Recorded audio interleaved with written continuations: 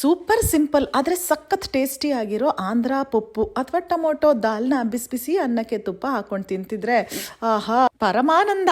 Simple ಅಂತ ಸುಮ್ನೆ ಹೇಳಿದ್ದಲ್ಲ, ನಿಜವಾಗ್ಲೂ ಸಖತ್ ಸಿಂಪಲ್ಲೇ. ಬೇಳೆನ ತೊಳೆದು ಕುಕ್ಕರ್ ಅಲ್ಲಿಟ್ಟು ಟೊಮೊಟೊ ಹಾಕ್ಬಿಟ್ಟು ಅದಕ್ಕೆ ಚಿಲ್ಲಿ ಪೌಡರು, ಸಾಲ್ಟು, ಆಮೇಲೆ ಸ್ವಲ್ಪ ಎಣ್ಣೆ ಹಾಕಿ ಕುಕ್ಕರ್ ಕೂಗಿಸ್ಬಿಡೋದು. ಈ ಪಪ್ಪುಗೆ ಟೇಸ್ಟ್ ಕೊಡೋದೆ ಇವಾಗ ಕೊಡ್ತಿರೋ ಒಗ್ಗರಣೆ. ನಾನಿದನ್ನ ಮಾಡ್ಕೊಂಡು ಹೋಗ್ತಾ ಇರೋದು ಒಂದು ಪಾಟ್ಲಗ್ಗೆ. ಸೊ 4 ಜನಕ್ಕೆ ಕೊಡ್ತಾ ಇದೀವಿ ಅಂದ್ರೆ ಚೆನ್ನಾಗಿದೆ ಅಂತ ಹೇಳ್ಬೇಕು ಅಂತ ಸ್ವಲ್ಪ ಎಣ್ಣೆ ತುಪ್ಪ ಜಾಸ್ತಿನೇ ಹಾಕ್ತಿವಿ. ಹಾಗೇನೆ ಸ್ವಲ್ಪ ಜಾಸ್ತಿ ಎಣ್ಣೆ ಹಾಕಿ ಜೀರಿಗೆ, ಮೇಲೆ ಜಾಸ್ತಿ ಬೆಳ್ಳುಳ್ಳಿ, ಈರುಳ್ಳಿ, ಬ್ಯಾಡಗಿ ಮೆಣಸಿನ್ಕಾಯಿ, ಕರ್ಬೇವಿನ ಸೊಪ್ಪು, ಕೊನೆಗೆ ಸ್ವಲ್ಪ ಕೊತ್ತಂಬರಿ ಸೊಪ್ಪು ಹಾಕಿ ಬೆಂದಿರೋ ಬೇಳೆಗೆ ಒಗ್ಗರಣೆನ ಮಿಕ್ಸ್ ಮಾಡಿದ್ರೆ ಸಕ್ಕತ್ತಾಗಿರುತ್ತೆ ಟೇಸ್ಟ್. ನಾವು ಮಾಡಿರೋ ಈ ಸಿಂಪಲ್ ದಾಲ್ಗೆ ಇಷ್ಟು ಬಿಲ್ಡಪ್ ಕೊಡ್ತಾ ಇದ್ರೆ ಜನ ಫುಲ್ ಸೂಪರ್ ಡಿಶಸ್ನು ತಂದಿದ್ರು. ಅದ್ರಲ್ಲಿ ಸ್ವಲ್ಪ ಉಬ್ಬೇರ್ಸಂಗ್ ಮಾಡಿದ್ದು ಈ ಹಲಸಿನಕಾಯಿ ಉಪ್ಪಿನಕಾಯಿ, ಫಿಶ್ ಫ್ರೈ ತರ ಕಾಣಿಸ್ತಿರೋ ಪ್ಯೂರ್ ವೆಜಿಟೇರಿಯನ್ ಪಕೋಡಾಗಳು, ವಡೆಗಳು, ಅದೆಲ್ಲ ಟೋಟಲಿ ಒಂದ್ 30-40 ಡಿಶಸ್ ಇತ್ತೇನೋ. ಯಾಕಂದ್ರೆ ಅಷ್ಟೊಂದ್ ಜನ ಸೇರಿದ್ವಿ ಈ ಪಾಟ್ಲಗ್ಗೆ. ವೀಕೆಂಡ್ ಬಂತು ಅಂದ್ರೆ ಈ ತರ ಪಾರ್ಟೀಸ್, ಫಂಕ್ಷನ್ಸ್ ಹೋಗಿ ಚೆನ್ನಾಗಿ ತಿನ್ಕೊಂಡು ಉಣ್ಕೊಂಡು